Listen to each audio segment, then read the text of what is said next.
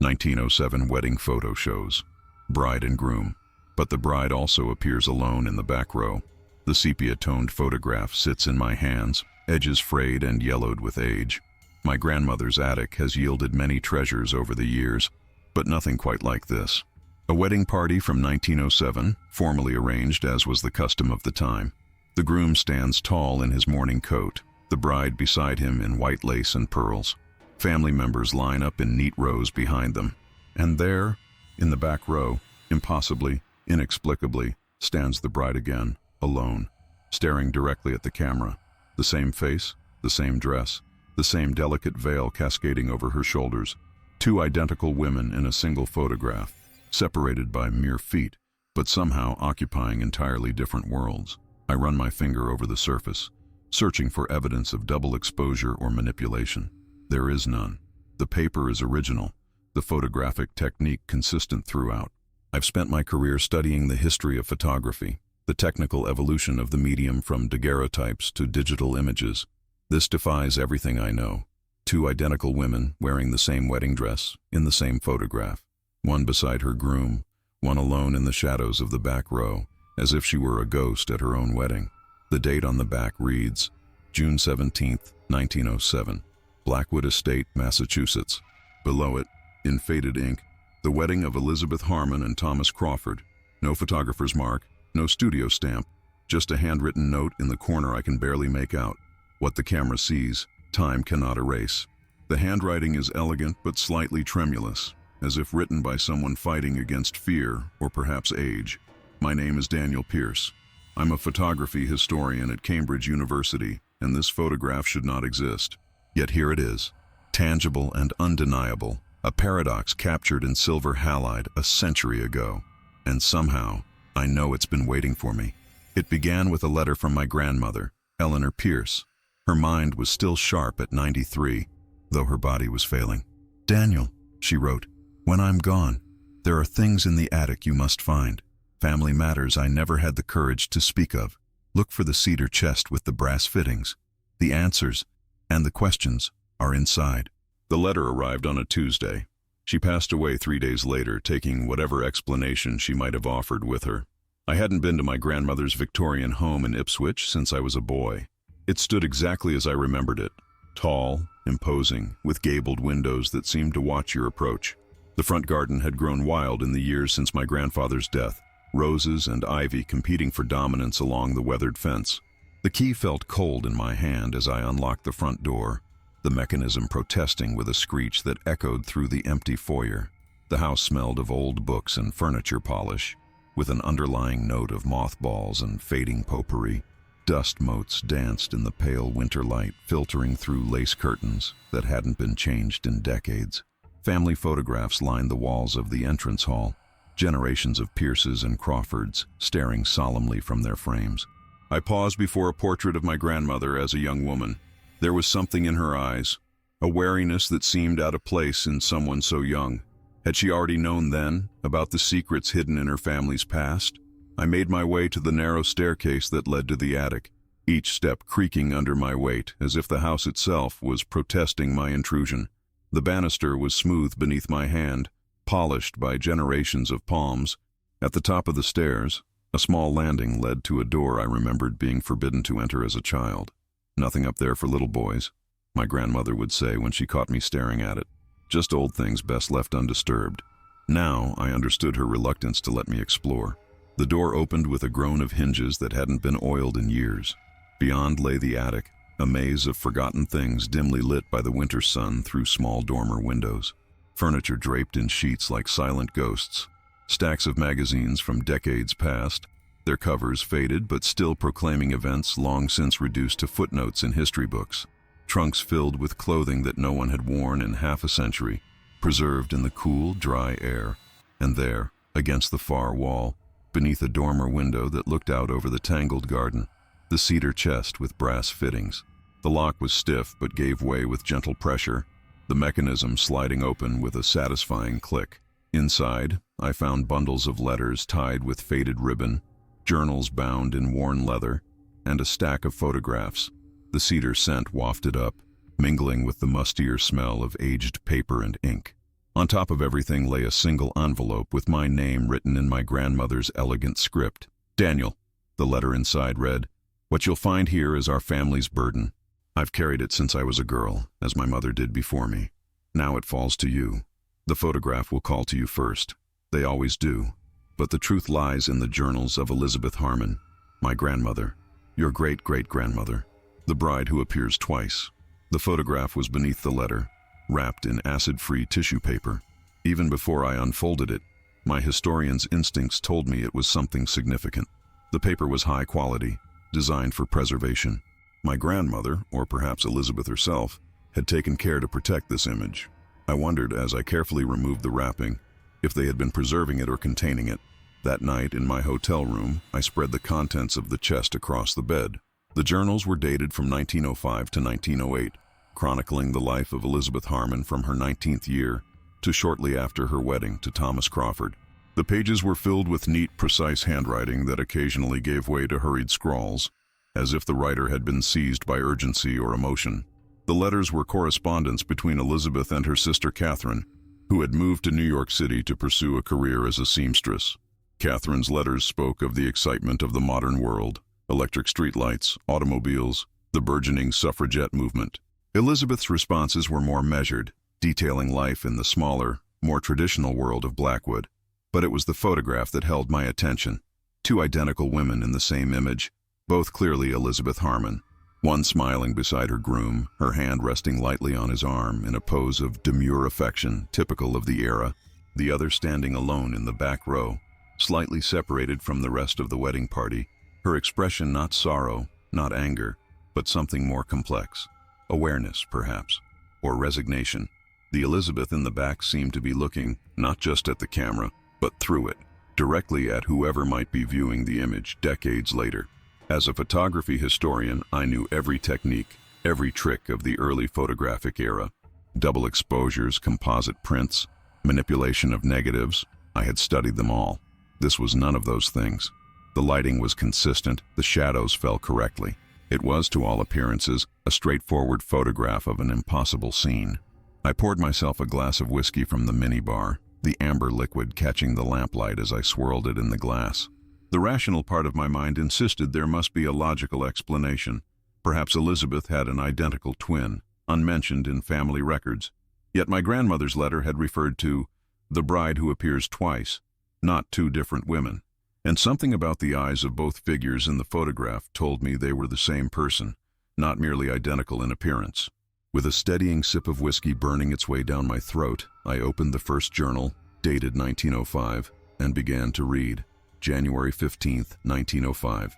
Father has finally relented. I am to have my portrait taken next week at Mr. Sullivan's studio in town. He says a young lady of good standing should have a proper calling card portrait now that I am of marriageable age. I care nothing for marriage prospects, but everything for the chance to see a photographic studio from the inside. If only Father knew how I've been studying Mr. Eastman's catalogs and the photography journals Catherine sends from New York. A woman photographer would scandalize Blackwood society, but perhaps in time. Elizabeth's handwriting was neat and precise, her observations astute. As I read on, a picture emerged of a bright, curious young woman trapped in the confines of early 20th century expectations. The daughter of a prosperous merchant, she was expected to make an advantageous marriage and maintain the family's social position. Her world was circumscribed by propriety and tradition, but her mind clearly reached beyond those boundaries. January 21st, 1905. Mr. Sullivan's studio was everything I hoped it would be. The northern light streaming through the tall windows, the painted backdrops, the brass and mahogany camera on its tripod like some magnificent scientific instrument. Mr. Sullivan was kind enough to explain the process as he worked. The glass plates, the silver emulsion, the chemical baths. Father grew impatient with my questions, but Mr. Sullivan seemed amused by my interest. A scientific mind in a young lady is uncommon but not unheard of, he said. Mrs. Cameron in England made quite a name for herself with her portraits. Father harumphed that Mrs. Cameron was a wealthy dilettante with an indulgent husband, but the seed has been planted. If an Englishwoman can make art with a camera, why not an American girl? But Elizabeth had other interests beyond mere artistic expression. Photography fascinated her not just as an art form but as a scientific marvel, a way of capturing truth that the human eye might miss. Entry after entry detailed her clandestine experiments with a brownie camera she had ordered through her sister in New York. She transformed a small unused pantry off the kitchen into a makeshift darkroom, developing her plates when the household was asleep. The technical details she recorded were impressive for an amateur working alone, especially a young woman with no formal scientific training. February 10, 1905. Success at last. My first properly developed plate. The images of the garden at dawn. And though it's far from perfect, the exposure is uneven and I believe my chemical bath was too cold. It is recognizably my garden, my moment, captured through my lens. There is something magical in watching the image appear in the developing tray like a memory made solid. I've hidden the plate beneath the loose floorboard in my bedroom, alongside my other experiments. Mother would have a conniption if she knew I was handling chemicals and ruining my hands with developer stains. As I read through the early months of 1905, I was struck by Elizabeth's determination and resourcefulness. She carefully documented her progress, her failures and successes, with the methodical approach of a scientist. She experimented with different exposure times, chemical mixtures, even crafting her own flash powder from a recipe in a technical manual. There was joy in her discoveries, a sense of freedom in this secret pursuit that her restricted life otherwise denied her. And then, in March, her entries took a curious turn. March 3rd, 1905. I've discovered something strange in my latest plate. I was photographing the garden at dusk. The way the light falls through the trees creates the most compelling shadows. When I noticed a peculiar blur in the finished image. It appears to be a figure standing by the rose trellis, though I know I was alone. The shape is indistinct, but unmistakably human. Perhaps a flaw in the emulsion, or a problem with my chemical bath, yet it feels intentional somehow, as if someone stepped into the frame between the opening and closing of my shutter, though that would be impossible given the exposure time. I've examined the plate under Father's magnifying glass, and the figure seems to be a woman in a pale dress, her face turned away from the camera. I will try again tomorrow, with a fresh plate, to see if the anomaly persists. The entries continued in this vein for several months, Elizabeth documenting her growing skill as a photographer and her increasingly puzzling results. Figures appearing where none should be, faces looking out from empty windows, a woman in white glimpsed at the edges of forest photographs. Elizabeth approached these anomalies with the same scientific curiosity she brought to the technical aspects of photography, hypothesizing and testing, trying to understand what her camera was capturing that her eyes could not see. April 12, 1905. The figure has appeared in 3 consecutive plates now, always at dusk, always near the old oak tree at the edge of the garden. I've taken to calling her my twilight visitor. She seems more distinct with each appearance. I can now make out the style of her dress, old-fashioned with a high collar and fitted bodice. The way her hair is arranged, pinned up but with tendrils escaping around her face. Even the suggestion of her profile, a straight nose, full lips, a determined chin. What I cannot determine is why she appears in my photographs but is invisible to the naked eye. Is it possible the camera can capture something beyond normal human perception? The spirit photographers claim their art reveals the dead, though most have been exposed as charlatans. I am no spiritualist, but I cannot deny the evidence of my own plates. Something is there, something the camera sees that I cannot. And then, in November 1905, a new character entered her narrative, one who would change the course of Elizabeth's life. November 17, 1905. Father introduced me to Thomas Crawford today. He's recently returned from studying architecture in Boston and has joined his father's firm. Father hopes to secure their services for the new store expansion and thought it prudent we become acquainted, as the Crawfords are one of the better families in the county. Thomas is tall, with serious eyes and a surprisingly gentle manner. He noticed my camera. I had foolishly left it on the side table, and rather than dismiss it as a lady's frivolous hobby, he asked thoughtful questions about exposure times and composition. He has traveled to Europe and seen the work of the great photographers there. For the first time, I find myself not entirely opposed to Father's matchmaking schemes. Thomas Crawford emerged from Elizabeth's writings as a man somewhat ahead of his time, educated, thoughtful, respectful of Elizabeth's intelligence and interests. Their courtship unfolded through the winter and spring, documented in Elizabeth's increasingly effusive entries.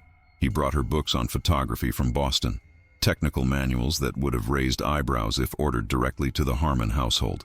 They took walks where she would photograph landscapes, and he would sketch architectural details. He seemed genuinely impressed by her self-taught expertise. February 8, 1906. Thomas and I walked to the old Blackwood ruins today, the original mansion that stood on this property before my grandfather purchased the land. Only the foundation stones remain, and a curious circular well that Thomas believes may predate even the original house. The winter light was perfect, stark and revealing, and I took several plates of the ruins with Thomas standing beside the well for scale. When I developed the images tonight, I found something peculiar. In two of the plates, there appears to be a figure standing behind Thomas, though we were quite alone. The same woman from my previous anomalous photographs, but clearer now. She is young, perhaps my age, in a white dress that resembles a wedding gown. And in these images, she is looking directly at Thomas, one hand outstretched toward him. I find myself reluctant to show these plates to Thomas, not for fear he would think me fanciful, but because there is something in her posture, in the intensity of her gaze, that feels possessive. Over the following months, Elizabeth's relationship with Thomas developed alongside her photographic experiments. He encouraged her interest, even gifting her with newer equipment and technical manuals. Their intellectual compatibility seemed to blossom into genuine affection, and yet, as their relationship deepened, so too did the mysterious appearances in Elizabeth's photographs. March 17, 1906. Thomas kissed me today. We had walked to the old oak tree, the one that stands at the edge where our property meets the woods, and he was telling me about the architectural plans for our new conservatory. The way his face lights up when he speaks of design and proportion is utterly captivating. He stopped mid-sentence, looked at me with an expression I've never seen before, and then leaned down to press his lips to mine. It was brief but perfect. Later, I set up my camera with the timer release, another wonderful gift from Thomas, to capture the oak tree in the fading light. When I developed the plate, the woman was there again, standing exactly where Thomas and I had stood, but this time, her face was clearly visible, and it was my face, looking back at me with an expression of such sorrow that I nearly dropped the plate in shock. But the strange anomalies in her photographs continued and intensified. April 22, 1906. I showed Thomas my album of curiosities today, the photographs containing unexplainable elements. I expected him to offer rational explanations, or perhaps gentle teasing about my overactive imagination. Instead, he grew quite serious. He asked if I had ever heard of spirit photography, a practice some believe captures images of the dead. I laughed it off, but Thomas remained solemn. "Some boundaries aren't meant to be crossed, Elizabeth," he said, "even in pursuit of art." When I pressed him on his meaning, he changed the subject entirely. For the first time since our acquaintance began, I felt a distance between us. This cryptic exchange seemed to trouble Elizabeth deeply. Her entries over the next few weeks reflected a growing anxiety about both her unusual photographs and Thomas's reaction to them. She began researching spirit photography in earnest, ordering books from Boston and corresponding with a professor of natural philosophy at Harvard who had written on the subject. The professor's response, which Elizabeth copied verbatim into her journal, was cautionary. "Miss Harmon, while your enthusiasm for photographic experimentation is commendable, I must advise the utmost caution in pursuing what you term anomalous images. The scientific community has thoroughly debunked the claims of spirit photographers, finding evidence of fraud in nearly every instance. However, there remains a small category of unexplained photographic phenomena that defies conventional analysis. These rare cases often share a common element. They occur in locations with a troubled history, where tragedy or violence has left its mark. You mention your home is built on the site of an older estate. I would encourage you to research the history of that property thoroughly before continuing your experiments. Some stones are better left unturned, particularly by young ladies of gentle upbringing." Elizabeth noted that she found the professor's concluding remark condescending, but his overall advice sound. She began to investigate the history of Blackwood Estate, visiting the town records office and speaking with elderly residents who might remember stories passed down about the original property. What she discovered troubled her deeply. May 10, 1906. I spent the afternoon with old Mrs. Perkins, whose grandmother had been a housemaid at the original Blackwood mansion. The stories she told chilled me to the bone. The Blackwood family had been wealthy but reclusive, with rumors of strange practices and ill health that kept them isolated from society. The last of the line was Jonathan Blackwood, who had a daughter named Sarah. According to Mrs. Perkins, Sarah was engaged to marry a business associate of her father's. a man 3 times her age whom she despised. On the morning of her wedding, Sarah disappeared for several hours. The wedding party searched the grounds and eventually found her hanging from the oak tree, the same oak tree that appears in so many of my photographs. But Mrs. Perkins said something that made my blood run cold. She claimed that several witnesses, including her grandmother, saw Sarah walking back from the woods moments after her body was discovered hanging from the tree. They thought it was a trick of the light or mass hysteria in the shock of the moment. The Blackwood family left soon after, and the house stood empty until it burned to the ground in 1872. Father's grandfather purchased the property the following year and built our home on the same foundation. Mrs. Perkins warned me before I left. That land has memory, Miss Harmon, and the oak remembers most of all. By summer of 1906, Elizabeth and Thomas were officially engaged, despite Elizabeth's growing unease about the property and her strange photographic discoveries. The wedding was set for June of the following year. Elizabeth's entries became filled with details of wedding preparations, family expectations, and her conflicted feelings about marriage. She loved Thomas but feared losing her independence and her passion for photography. September 8, 1906. Mother has begun the endless preparations for the wedding, though it is still 9 months away. Guest lists, floral arrangements, menu planning, all the minutiae that seem to define a woman's most important day. Thomas assures me that after we are married I will have a proper darkroom in our new home. He has included it in the architectural plans. A room with northern light, proper ventilation, and a sink with running water. You won't need to hide your art anymore, Elizabeth, he promised. Your photography will be as much a part of our life together as my architecture. I want to believe him, but I keep thinking of the woman in my photographs, the woman with my face who stands beneath the oak tree. What is she trying to tell me? And why do I feel with increasing certainty that she is not a spirit or a trick of light, but a warning? And then, in January 1907, the tone of the journal changed dramatically. January 10th, 1907. It happened again, but this time I cannot dismiss it as a flaw in the process. I was photographing myself in the mirror, practicing self-portraiture as I've read the European modernists are doing, when I saw her, not in the developed plate, but in the mirror itself, standing behind me. A woman in a white dress, her face identical to mine. She vanished when I turned, but the plate captured her clearly. My own reflection, and behind it, myself again, staring not at the camera but directly at me. I dropped the plate and it shattered. I told no one, not even Thomas. They would think me mad. Perhaps I am.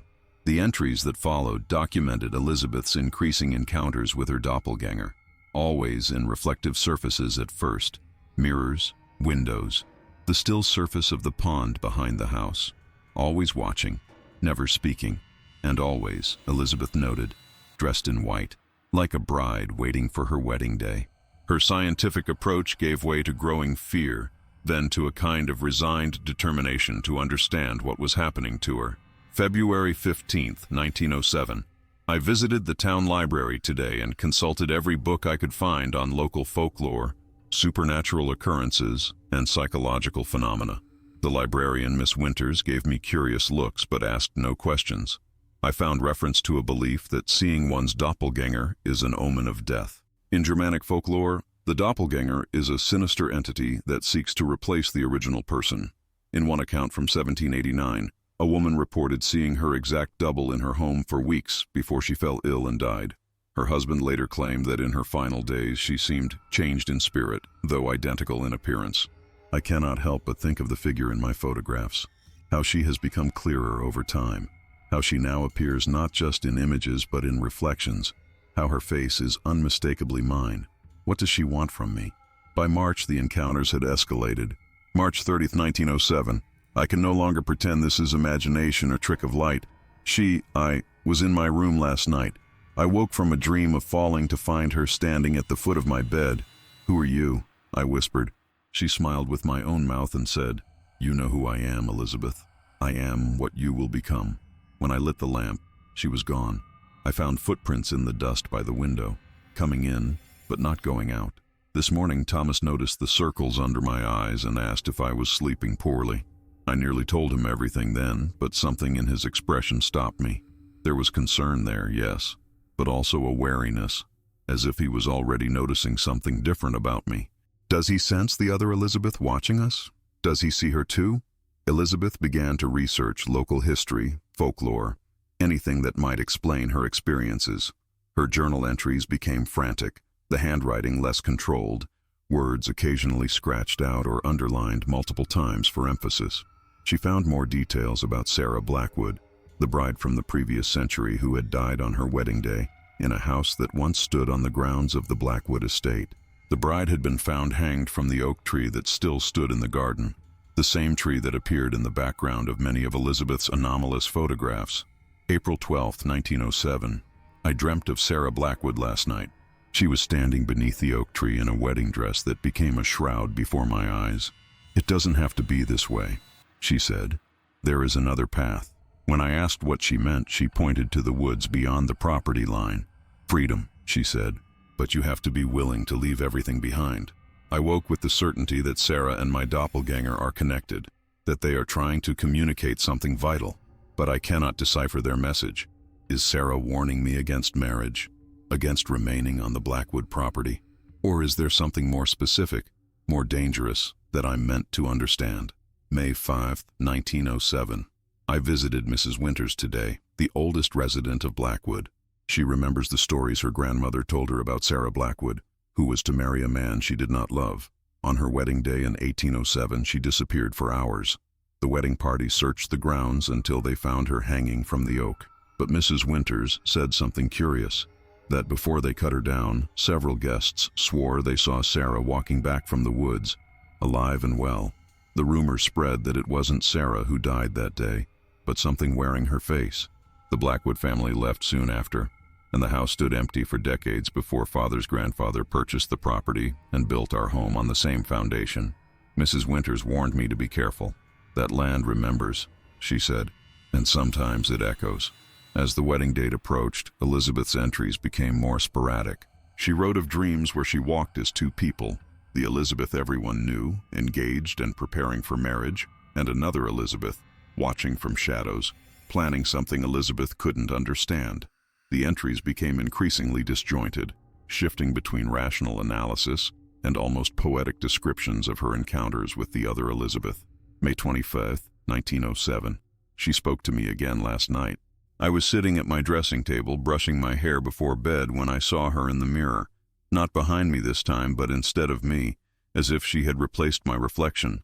"It's almost time," she said. "On the day you become a bride, the way will open." When I asked what she meant, she smiled with my mouth and said, "The oak remembers Sarah. The oak remembers me. Soon it will remember you." I'm terrified of what awaits me on my wedding day, but more terrified still of what might happen if I try to avoid it. Thomas has noticed my distraction. "Are you having second thoughts, Elizabeth?" he asked yesterday. I assured him I wasn't, that I was merely overwhelmed with preparations, but I saw doubt in his eyes. He knows something is wrong. Perhaps he's seen her too. The final entry before the wedding was dated June 15, 1907. 2 days until I become Mrs. Thomas Crawford, Mother has been beside herself with preparations. The house is filled with flowers and relatives arriving from out of town. My wedding dress hangs by the armoire, Mother's own, altered to fit me. It is beautiful, though I've begun to dread the sight of it. Last night I dreamed I was already married, standing in a darkened house that was mine but not mine. Thomas was there, but he couldn't see me. I called to him, but no sound came. And then I saw myself walk into the room, wearing my wedding dress, and take Thomas's hand. He smiled at her, at me, with such love. I tried to scream, to run forward, but I was rooted in place. I woke with the certainty that something terrible is coming. I've told no one of the apparition. They would postpone the wedding, call for doctors, perhaps even suggest an asylum. I cannot bear to disappoint my family or to lose Thomas, so I will go forward, step by step, toward June 17th. But I've hidden this journal and my photographic plates in the cedar chest Thomas gave me as an early wedding present.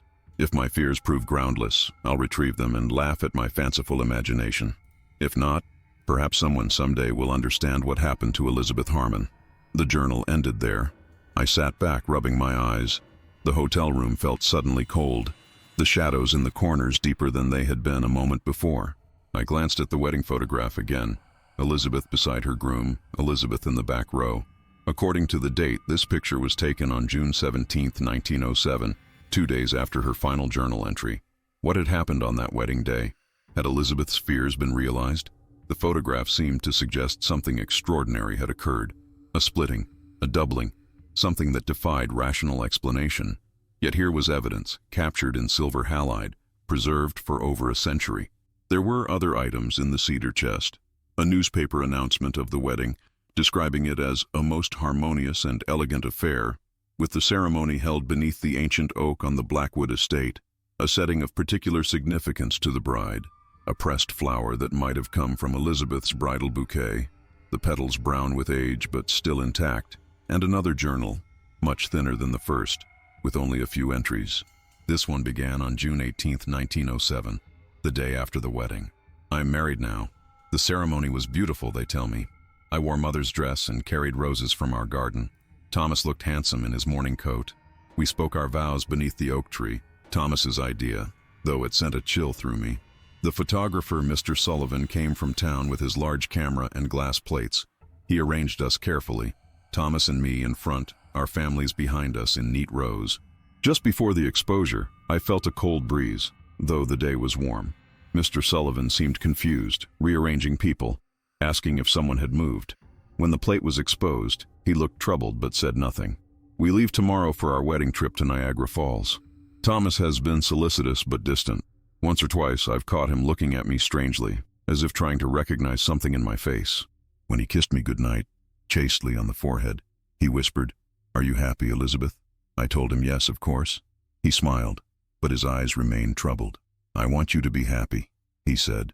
"I want Elizabeth to be happy." As if I were someone else. I wonder if he knows. I wonder if anyone knows. The entries that followed documented the early days of Elizabeth and Thomas's marriage, their wedding trip to Niagara Falls, where they stayed at the Grand Hotel overlooking the thundering waters, their return to Blackwood, where Thomas had built a handsome new home not far from the Harmon family property, the establishment of their household, the hiring of staff, Elizabeth's introduction to the social circle of married women she had previously observed only from the periphery of spinsterhood. But the tone was different, more detached, observational, as if she were recording events that happened to someone else. There was no mention of photography, no reference to the doppelganger or strange occurrences. The writer seemed to be playing a role, going through the motions of being Elizabeth Crawford. July 30th, 1907. I've settled into the routines of married life with surprising ease. The management of the household, the social calls, the committee meetings for the church bazaar, all the things I once dismissed as trivial, now occupy my days. Thomas leaves each morning for his office in town, returning in the evenings to tell me about his architectural projects. I listen and nod and ask appropriate questions. At night I fulfill my wifely duties without complaint. It is not unpleasant, though. I feel strangely disconnected from my body during these moments, as if I am observing rather than experiencing. Thomas doesn't seem to notice anything amiss, or if he does, he doesn't speak of it. There are moments when I catch him watching me with a puzzled expression, but they pass quickly. I am learning to be Elizabeth Crawford. Some days I almost believe it myself. August 12th, 1907. I found a camera today, hidden in a cupboard in the room Thomas had designed as a dark room. It was covered with dust, as if it had been left untouched since we moved in. I held it in my hands, feeling its weight, the smooth brass of the lens fittings, but felt nothing. No spark of interest, no desire to use it. When Thomas came home, he noticed it sitting on the side table and grew quiet. "I thought you would have been using the darkroom by now," he said carefully. "You were so excited about having a proper space for your photography." I told him I had been too busy with household matters. "Perhaps you could show me how to use it," I suggested, a calculated risk. His expression confirmed what I suspected. He knows I am not the Elizabeth who loved photography, who needed no instruction in the use of a camera she had mastered years ago. But he simply smiled and said, "Whenever you're ready, my dear," and changed the subject. As summer turned to fall, the journal entries documented a growing tension in the Crawford household. Thomas became more withdrawn, spending longer hours at his office. The writer noted his increasing distraction, moments when he would stare at her as if trying to solve a puzzle. She recorded her own efforts to be more like the Elizabeth he had married, asking about photography, reminiscing about their courtship, even attempting to develop a photographic plate in the darkroom he had built for her. But these attempts seemed to disturb rather than reassure him. September 23rd, 1907. Thomas suggested we visit the old oak tree on the Harmon property today. For nostalgia's sake, he said, though his expression was solemn. I felt a strange reluctance, but agreed. The tree looked different somehow. Larger, more imposing, its branches reaching toward the sky like supplicating arms. As we stood beneath it, Thomas asked, "Do you remember what you told me about this tree, Elizabeth? About the woman you saw in your photographs?" I hesitated, uncertain how to respond. "You said she looked like you," he continued, "that she seemed to be trying to tell you something." I murmured something non-committal, and he turned to face me directly. "Who are you?" he asked softly. "What happened to my Elizabeth?" For a moment I considered telling him the truth. But what is the truth? That I am Elizabeth, but not his Elizabeth. That I have memories that are not my own. A life I stepped into rather than lived. Instead, I laughed lightly and said he was being fanciful. He didn't laugh in return, until the final entry, dated October 31st, 1907. Thomas knows. I see it in his eyes when he looks at me across the breakfast table. He's comparing me to memories, finding discrepancies. Last night he called me Lizzie, as Elizabeth's sister Catherine used to, and I failed to respond, for I didn't recognize it as my name. He asked about my photography, why I no longer carry my camera. I said I'd put aside childish hobbies now that I'm a married woman. This was the wrong answer. His Elizabeth would never have considered photography a childish hobby. This morning, the wedding photograph came. Thomas unwrapped it from its paper while I prepared his tea. I heard his sharp intake of breath. When I turned, he was staring at the image, then at me. "Elizabeth," he whispered, "what have you done?" But it wasn't me he was asking. He's gone to the library now, taking the photograph with him. I should be afraid, but I feel only a strange calm. Tonight is All Hallows' Eve, when the boundary between worlds thins. Perhaps it will thin enough for Elizabeth to come home. Perhaps it will thin enough for me to leave. The oak tree stands outside my window. Its branches reach for me like welcoming arms. A century ago, Sarah Blackwood chose the oak rather than a marriage she didn't want. A century of brides since then, all facing the same choice. Now it's my turn again. Or is it Elizabeth's? I hardly know anymore where she ends and I begin. The journal ended there. I checked the chest again, searching for more entries, more explanation, but found nothing except a small envelope containing a faded newspaper clipping from November 1907. "Tragedy strikes Crawford household." The headline read, "Elizabeth Crawford, née Harmon, wife of architect Thomas Crawford, was found dead yesterday morning in the garden of their Blackwood estate home. The cause of death appears to be self-infliction by hanging from an oak tree on the property. Mr. Crawford, who discovered his wife's body, is said to be inconsolable. The couple had been married less than 5 months. Mrs. Crawford leaves behind her husband, parents, and sister. Funeral services will be private." I set the clipping down with shaking hands. A chill ran through me as I looked again at the wedding photograph. Elizabeth beside her groom, smiling. Elizabeth in the back row, watching. 2 women, identical in every way, except for the eyes. The Elizabeth in the back had eyes that knew what was coming. But which Elizabeth had written the journals? Which Elizabeth had died? The bride who married Thomas, or the one who had been replaced? I needed to know more. According to my grandmother's letter, Elizabeth Harmon was her grandmother, which meant Elizabeth must have lived long enough to have children. But the newspaper reported her death in November 1907. Something wasn't adding up. I spent the next 3 days in libraries and county archives, piecing together the history of the Harmon and Crawford families. What I discovered only deepened the mystery. There were birth records for a daughter, Eleanor Crawford, born to Thomas and Elizabeth Crawford in April 1908, 5 months after Elizabeth's reported death. And yet, there was also a death certificate for Elizabeth Crawford, confirming her suicide in November 1907. The county clerk who helped me find these documents raised an eyebrow at the discrepancy, but offered no explanation. "Records from that period aren't always reliable," she said, "especially in cases of delicate family matters." The local historical society had photographs of Thomas Crawford with a woman identified as his wife Elizabeth, dated 1910, 1915, and 1920. The woman in these photographs was unmistakably the same as the bride in the wedding photo, both versions of her. In some images, she looked more like the Elizabeth who had stood beside Thomas at the altar. In others, there was something in her expression that reminded me of the watching Elizabeth in the back row, as if the two had somehow merged over time. becoming a new Elizabeth who was neither completely one nor the other. I found Thomas Crawford's obituary from 1945, which mentioned he was survived by his wife Elizabeth and their daughter Eleanor. No mention of Elizabeth's death in 1907, no mention of remarriage. The obituary described their nearly 40 years of devoted marriage and Thomas's contributions to the architectural landscape of Massachusetts. Elizabeth was noted as a talented photographer whose work documented the changing face of New England in the early 20th century. It was as if Elizabeth had both died and lived. The final piece came from the church records in Blackwood.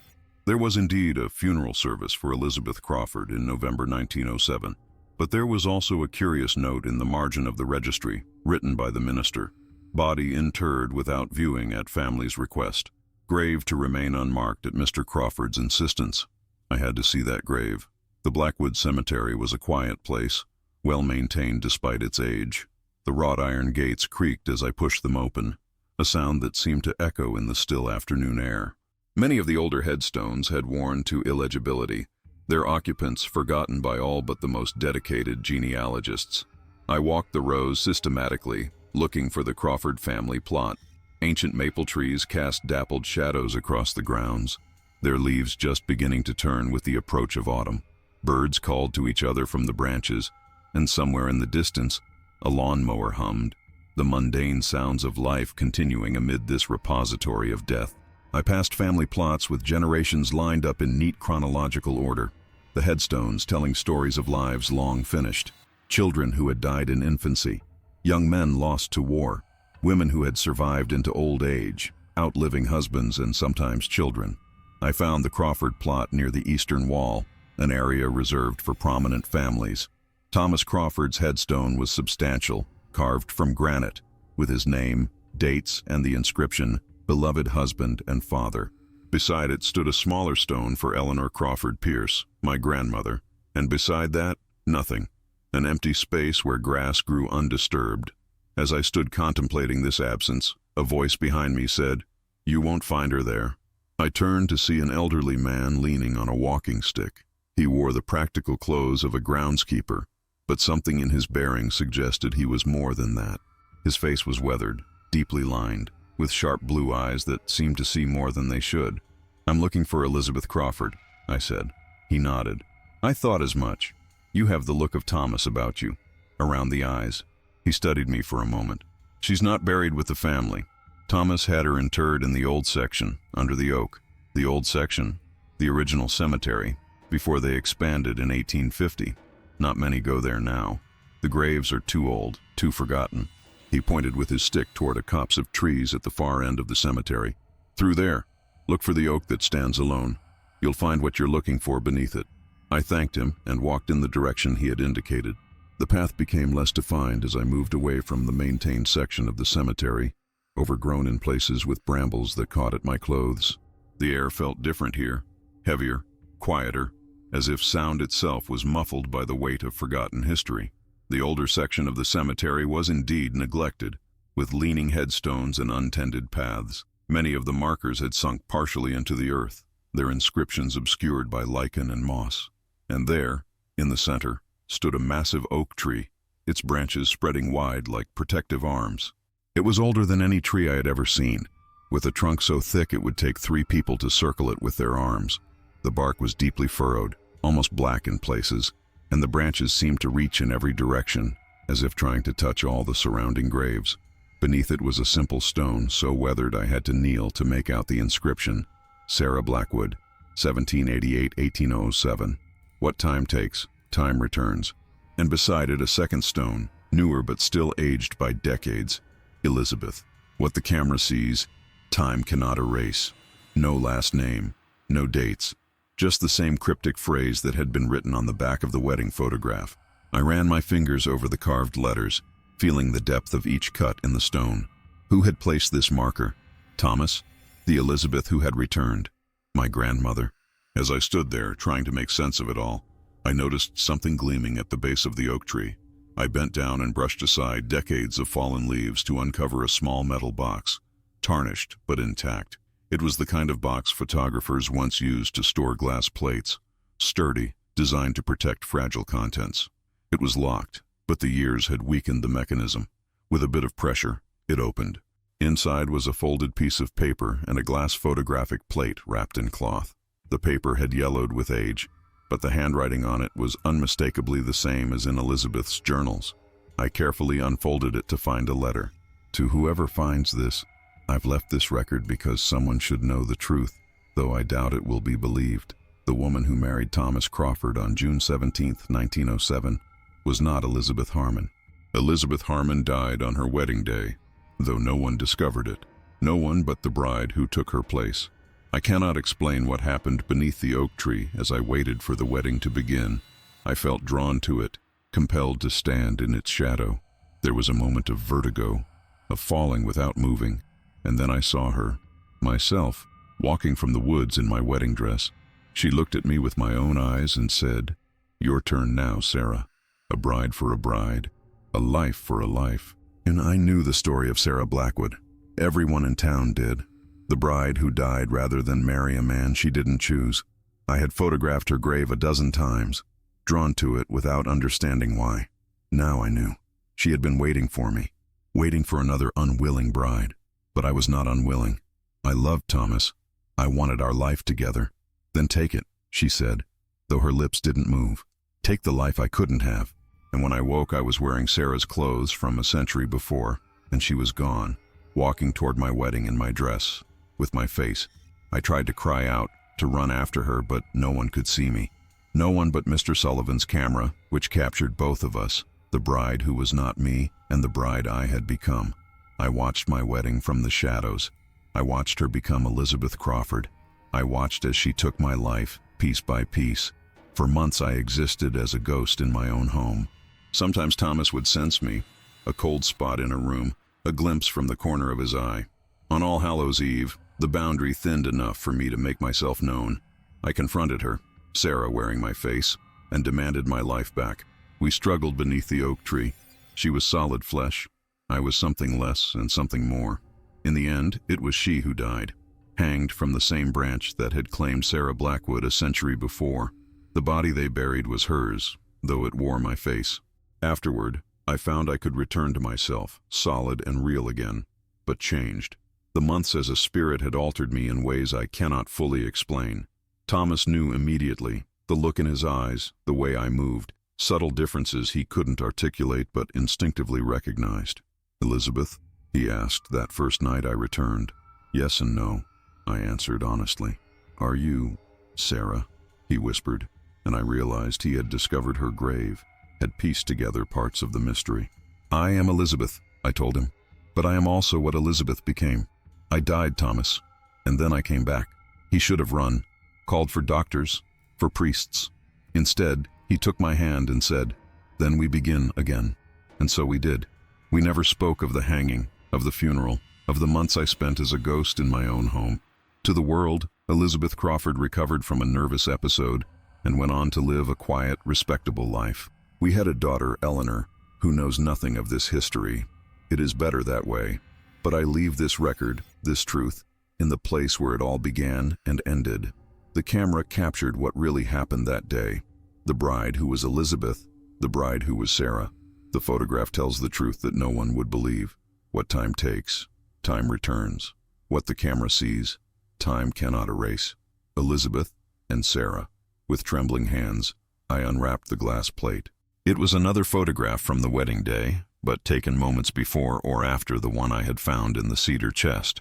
In this one, the Elizabeth in the back row was looking not at the camera, but at the Elizabeth beside the groom, and her expression was unmistakable now. Not resignation, but determination. The look of someone about to reclaim what was taken from them. I held the plate up to the fading light, studying every detail. In this image, the Elizabeth beside Thomas seemed slightly blurred, as if she were not quite substantial, while the Elizabeth in the back row was in perfect focus. There was something else, too. A shadow near the trunk of the oak tree, a shape that could have been a third figure watching the entire scene. I couldn't make out a face, but the posture suggested watchfulness. Waiting. Sarah Blackwood, perhaps. The original bride who had died beneath this same oak, waiting for the cycle to complete itself. Or someone else entirely. Another link in a chain of brides stretching back through time. The sun was setting now, casting long shadows across the cemetery. The oak tree seemed to loom larger in the fading light, its branches creating patterns against the darkening sky that looked almost like reaching hands. For a moment I thought I saw movement at the edge of the woods beyond the cemetery, a flash of white, like a woman in a wedding dress. But when I looked directly at the spot, there was nothing there. It was time to leave. I carefully rewrapped the glass plate and placed it back in the metal box along with the letter. Then, after a moment's hesitation, I returned the box to its hiding place at the base of the oak. This wasn't my secret to take away. It belonged here, with Elizabeth and Sarah, with the oak that had witnessed it all. As I walked back through the cemetery toward the gate, I felt a strange sense of being watched. I turned once to look back at the oak tree. For an instant, I thought I saw a woman standing beneath it, wearing a white dress that seemed to glow in the gathering dusk. But it was just a trick of the light. The wind moving through leaves, the mind seeing patterns where none existed, wasn't it? I returned to Cambridge with the photograph, the journals, and more questions than answers. As a historian, I wanted to dismiss it all as elaborate fiction, a family ghost story embellished over generations. But the evidence was too substantial, too consistent. The wedding photograph with its impossible doubling, the journals documenting Elizabeth's experiences, the historical records that both confirmed and contradicted her death, the letter hidden beneath the oak tree. I had the glass plate analyzed by experts in historical photography.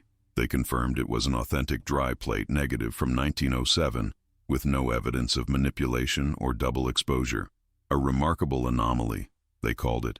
Technically impossible, yet undeniably genuine. One expert, a professor emeritus with 50 years of experience studying early photographic techniques, examined it under a powerful microscope and declared himself baffled. "If I hadn't seen it with my own eyes, I wouldn't believe it," he said. Two identical subjects in a single exposure, with consistent lighting and shadow placement.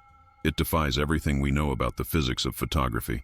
I traced the history of the Blackwood family and found records confirming that a Sarah Blackwood had indeed died on her wedding day in 1807, supposedly by suicide. The property had remained vacant for decades afterward, with local rumors of hauntings keeping buyers away until the Harmons purchased it in the 1870s.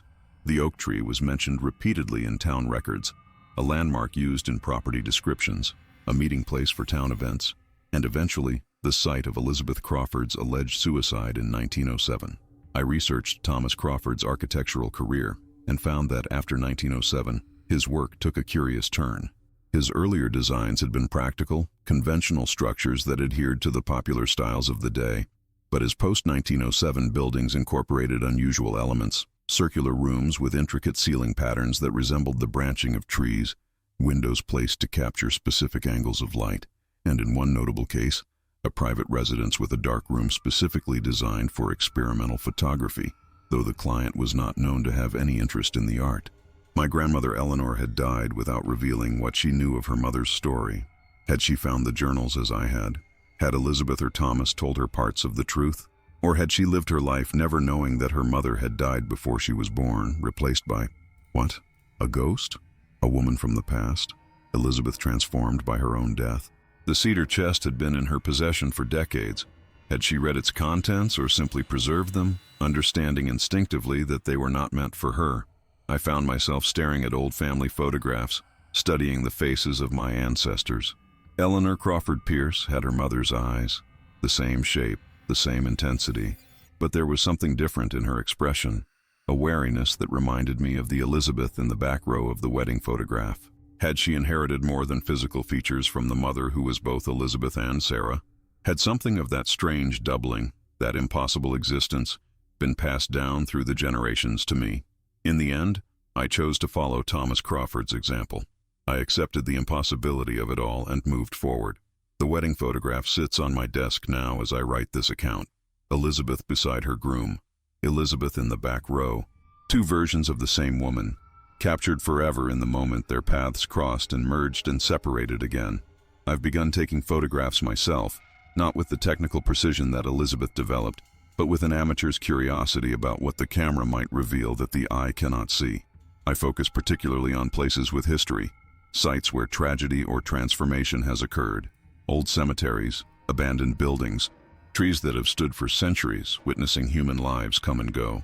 Sometimes, late at night, I think I see movement in the wedding photograph. The Elizabeth in the back row turning her head slightly to look directly at me.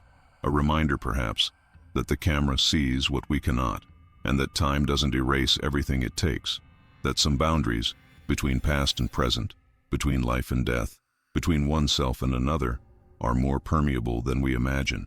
I've had my own photograph taken recently, a digital portrait, nothing special. But in the background, barely noticeable unless you're looking for it, there's a blur that could be a woman in early 20th century dress. My colleagues say it's a smudge on the lens, a quirk of light and shadow. A photographer friend suggested it might be a processing artifact, a digital glitch. I know better. What the camera sees, time cannot erase. And Elizabeth is still watching. Not just Elizabeth, perhaps, but all the brides who came before her, all the women who faced choices beneath the oak tree. Sarah Blackwood, the unknown others whose names are lost to history, and maybe, someday, another woman who will find herself drawn to that spot, compelled to stand in the shadow of the oak, feeling the vertigo of falling without moving. The cycle continues. The camera watches. And time. Time is not the straight line we imagine, but a circle that brings us back to where we began, though we may not recognize it when we arrive. The search for truth often leads us down unexpected paths. When I began investigating my family's history, I never imagined where it would take me. A wedding photograph from 1907 with an impossible anomaly. A bride who appears twice, beside her groom and alone in the back row. A mystery that spans generations. Is Elizabeth Harmon's story one of supernatural possession? A time slip that allowed Sarah Blackwood to claim a life a century after her death? Or something stranger still? A fracturing of one woman into two, each fighting for the right to exist? A bargain struck between brides across time, each taking what the other couldn't have? I may never know with certainty. The participants are long dead, the evidence fragmentary. All that remains is the photograph, the journals, and the graves beneath the oak tree. But I continue to search. There are other anomalous photographs in my grandmother's collection. Other journals hidden away in forgotten corners of the family home. Other stories waiting to be uncovered. I've begun to compile a history of the Blackwood estate, tracing its ownership from the original family through to the present day. Each generation seems to have experienced something unusual. Unexplained disappearances, sudden changes in personality, instances of apparent doubling. And sometimes in dreams I see Elizabeth, both versions of her, standing beneath the oak tree, their hands clasped as if in reconciliation rather than struggle. They turn to me with identical faces and speak in a single voice. Time is not a line but a circle. What was, will be again. The camera never lies, but neither does it tell the whole truth. I wake from these dreams with a sense of purpose, a feeling that Elizabeth's story, Sarah's story, is not yet complete, that I have a role to play in it generations later, that the oak tree is still waiting, still remembering, still collecting brides who stand in its shadow on the edge between one life and another. So I continue my research. I visit Blackwood when I can, walking the grounds where it all happened. The Harmon house is gone now, destroyed in a fire in the 1960s. The Crawford house still stands, though it's been divided into apartments. The oak tree remains, protected by a local preservation order due to its age and historical significance. No one remembers why it's important, only that it is. I stand beneath its branches and feel the weight of history pressing down. And sometimes, just sometimes, I catch a glimpse of white from the corner of my eye, a woman in a wedding dress, watching me from the edge of the woods. Sometimes I think there are two of them, sometimes more, generations of brides, all wearing the same expression of knowing resignation, all waiting for something I don't yet understand. I've taken to carrying a camera wherever I go, not for documentation or evidence, but because I've come to believe that the camera doesn't just record what is, it sometimes reveals what we cannot otherwise see. Boundaries between past and present, between life and death, between oneself and another, all these thin momentarily when the shutter clicks. The camera creates a momentary bridge between worlds, a window through which we can glimpse what lies beyond our ordinary perception. I wonder what my own photographs might one day reveal to someone else searching for answers, what mysteries I might unknowingly preserve for future generations to unravel, what cycles I might inadvertently perpetuate or break. For now, I keep the wedding photograph close. Elizabeth and Thomas on their wedding day, June 17, 1907. Elizabeth beside her groom, Elizabeth in the back row. Two women who were one, or one woman who became two. A bride reclaimed, a bride replaced. A cycle completed and begun again. A reminder that sometimes the camera captures more than moments. Sometimes it captures impossibilities. And sometimes impossibilities have a way of becoming real. The wedding photograph remains on display in the Shadow Frames gallery of unexplained images. Experts have examined it repeatedly over the years, finding no evidence of manipulation or double exposure. The identity of the second bride, the one standing alone in the back row, remains a mystery that has sparked countless theories and speculations. Some say it's evidence of spirit photography, a popular practice in the early 20th century that claimed to capture images of the dead. Others suggest a remarkable coincidence, a wedding guest who strongly resembled the bride, captured by chance in the same frame. Skeptics point to the possibility of an elaborate hoax, though they cannot explain how it was accomplished using the photographic technology of 1907. But those who have studied the photograph most closely point to the eyes of the woman in the back row, eyes that seem to hold knowledge of something beyond the moment, eyes that follow you around the room as you move, that seem to meet your gaze no matter where you stand, eyes that know you're looking and look back with equal intensity. What the camera sees, time cannot erase, reads the plaque beside the display, words written on the back of the original photograph, a cryptic message from the past that continues to puzzle visitors to this day. Visitors often report strange experiences in the presence of the photograph, watches that stop for exactly 3 minutes and 17 seconds, the average length of a wedding ceremony in 1907, the scent of roses where no flowers are present, the same variety that grew in the Harmon family garden, the sound of a woman humming a wedding march, audible only when standing directly before the image.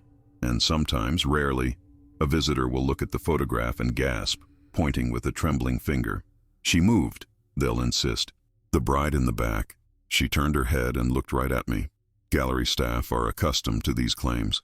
They smile politely and explain about tricks of light, the power of suggestion, the natural tendency of the human mind to perceive movement in static images. But privately, they wonder.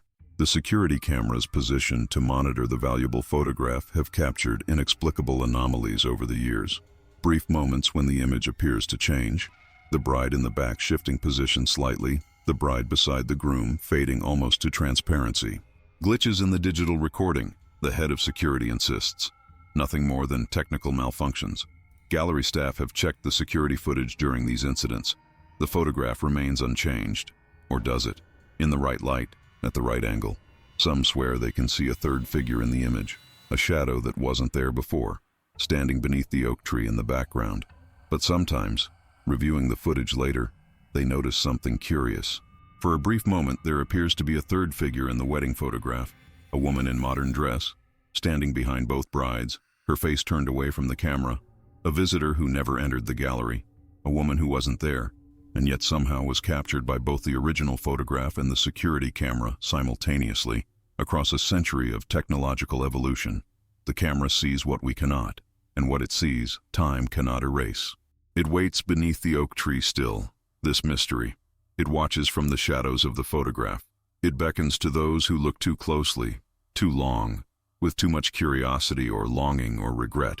It offers a choice, a chance, a change, a way to become someone else, to live another life, to step from one existence into another. All you have to do is look into the eyes of the bride in the back row. All you have to do is whisper her name, Elizabeth or Sarah or whatever name belongs to the woman you might become. All you have to do is listen for the answer that comes not in words, but in the rustling of oak leaves, in the click of a camera shutter, in the sound of your own voice speaking with another's intonation. What time takes, time returns. What the camera sees, time cannot erase. What waits beneath the oak tree remains, patient and eternal, for the next bride to stand in its shadow.